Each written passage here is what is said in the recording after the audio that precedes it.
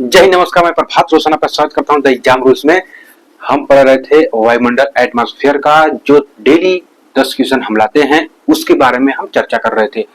रोज की तरह हम आज भी चर्चा करेंगे, लेकिन आज क्वेश्चन का तरीका बदला होगा। आज क्वेश्चन बदले होंगे लेकिन चैप्टर वही रहेगा। भाई डेली हम पढ़ रहे थे ना 10 क्वेश्चन, तो 10 क्वेश्चन आज भी है। बस फर्क इतना ही है कि जो हम जहां से स्टार्ट किए थे उसके आगे बढ़ चुके हैं, ठीक है ना। उससे पहले भाई थोड़ा सा देख लें अगर हम, तो बहुत सी चीजें हमारे लाइफ में आती हैं, बहुत सी चीजें आती हैं और बहुत सी चीजों को हम वेट करते हैं, इंतजार करते हैं कि वो चीजें हमें आकर मिलेंगी। भाई लेकिन कौन सी चीज है जो तुम्हारे पास आकर मिलेंगी जब तक तुम नहीं बढ़ोगे। एक कदम तो बढ़ाना पड़ेगा अंधेरे को पार करने के लिए। तो भाई दुआ मांगी थी आशियाने की, दुआ मांगी थी आशियाने की, चल पड़ी आधी जमाने की। दुआ मांगी थी आशियाने की, चल पड़ी आधी जमाने की। मेरा दर्द कोई न समझ गया, मेरा दर्द कोई न समझ पाया, क्योंकि मेरी आदत थी मुस्कुराने की, क्योंकि मेरी आदत थी मुस्कुराने की। तो इसी मुस्कुराहट के साथ हम शुरू करेंगे आज का भी 10 क्वेश्चन जो वायुमंडल एटमॉस्फेयर से लिया गया है। और यही क्वेश्चन आने वाले हैं जो अपने एग्जाम में, जो कोई भी एग्जाम ले लो, चाहे वनडे एग्जाम ले लो, टीजीटी पीसी, चाहे जो भी एग्जाम ले लो, सब में आएंगे। ऐसा नहीं कि कहीं इस क्वेश्चन नहीं आएगा, आएगा तो जरूर। बस फर्क इतना है कि तुम कहाँ इसको यूज कर रहे हो, कैसे यूज कर रहे हो। तो हमारा इसमें पहला क्वेश्चन है एटमॉस्फेयर का कि वायुमंडल का सबसे जो निचली परत है क्षोभमंडल, उसका नामकरण किसने किया था। वायुमंडल जो है अपना, जिसका नामकरण जो उसकी निचली परत है उसका कौन उसका नामकरण किया था। तो जो नामकरण किया था महोदय थे टीजेरेंस डी बोर्ड महोदय थे। इसका नामकरण किया था क्षोभमंडल का। भाई इसी में नेक्स्ट क्वेश्चन है, ज्यादा हम लोग टाइम वेस्ट नहीं करेंगे क्योंकि कोई मतलब नहीं उसका। दूसरा क्वेश्चन है कि क्षोभमंडल में समस्त मौसमी घटनाएं घटित होने के कारण उसे किस और नाम से जाना जाता है। क्षोभमंडल में समस्त मौसमी घटनाएं घटित होती हैं।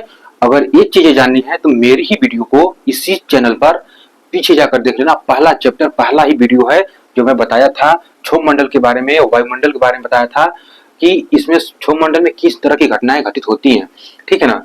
तो क्षोभमंडल में समस्त मौसमी घटनाएं घटित होने के कारण इसे हम विक्षोभ मंडल के नाम से भी जानते हैं, इसे हम विक्षोभ मंडल के नाम से भी जानते हैं, क्योंकि विक्षोभ तरह तरह की घटनाएं इसमें घटित होती हैं, इसलिए इसे विक्षोभ मंडल कहते हैं। नेक्स्ट क्वेश्चन अपना है कि विषुवत रेखा से ध्रुवों की तरफ जाने पर, विषुवत रेखा से ध्रुवों की तरफ जाने पर ऊंचाई में परिवर्तन होता है। भाई घटता है कि बढ़ता है, घटता है कि बढ़ता है। तो क्या होता है ऊंचाई में परिवर्तन, ऊंचाई में परिवर्तन होता है भाई, वह घटता है, वह घटता है, वह क्या होता है, घटता है।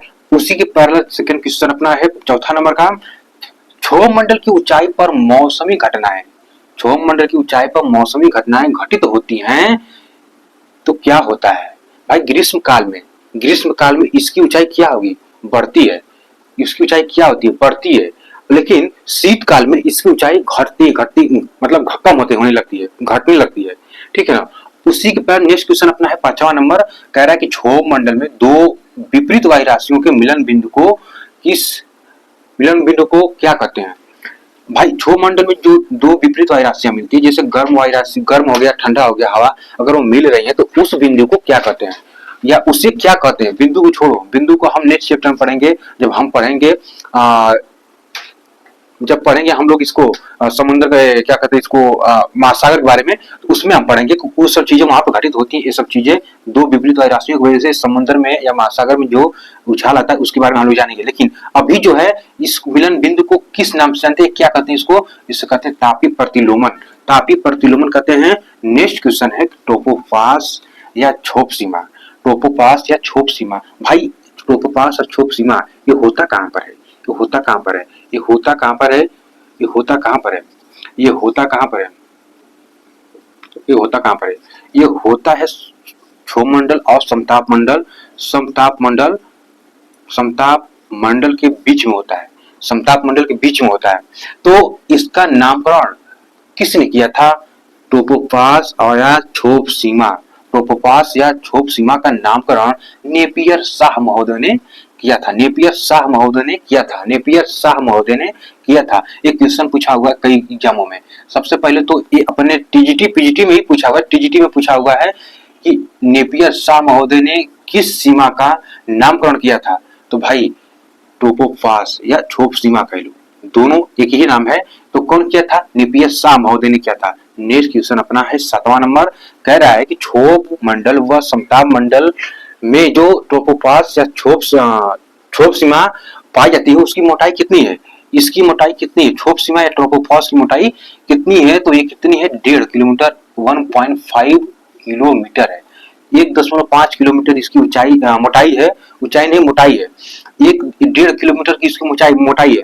वही नेक्स्ट क्वेश्चन अपना कह रहा है कि विषुवत रेखा से ध्रुवों पर जाने पर, विषुवत रेखा से ध्रुवों पर जाने पर ट्रोपोफास की मोटाई ऊंचाई कम होती है, किंतु तापमान में किस तरह का परिवर्तन होता है? विषुवत रेखा से ध्रुवों की तरफ जाओगे तो ट्रोपोफास की ऊंचाई में कमी आती है, लेकिन तापमान में किस तरह का परिवर्तन होता है? ज्यादा होता है कि कम होता है, घटता है या बढ़ता है? ठीक है, तो क्या होता है? तापमान बढ़ने लगता है, तापमान बढ़ने लगता है। ट्रोपोफास की तरफ जाओगे इसमें ऊंचाई कम होगी लेकिन तापमान बढ़ेगा। क्यों भाई? 1.5 किलोमीटर की तो मोटाई इसकी है, 1.5 किलोमीटर की तो मोटाई है इसकी।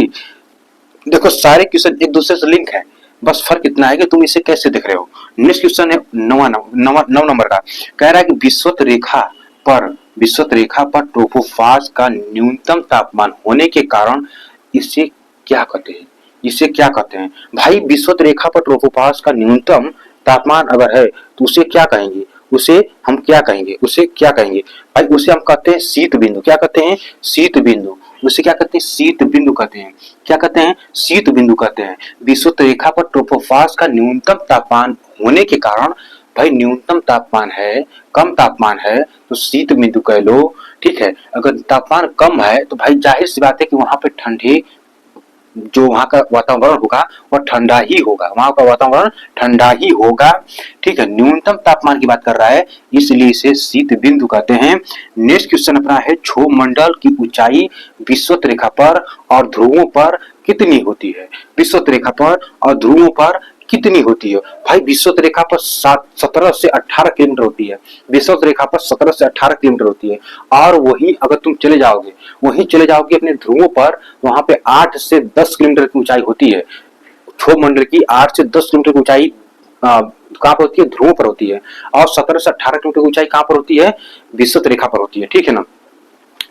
अब 10 क्वेश्चन आज हम लोग देखें फिर कल देखेंगे इसी चैप्टर का है, जो अब समताप मंडल आएगा, उसके बाद जो आयन मंडल है, ये सब चीजों को हम देखेंगे। इसमें क्वेश्चन किस तरह का है? वही जो ऑटो पायलट कर करके जहाजों को छोड़ देते हैं, जहाजें अपने से चलती हैं, ना ऊपर जाती है ना नीचे जाती हैं, ना गिरने का डर ना कुछ ना डर। भाई इसका कारण हम कल वाली वीडियो में समझेंगे। ठीक है ना।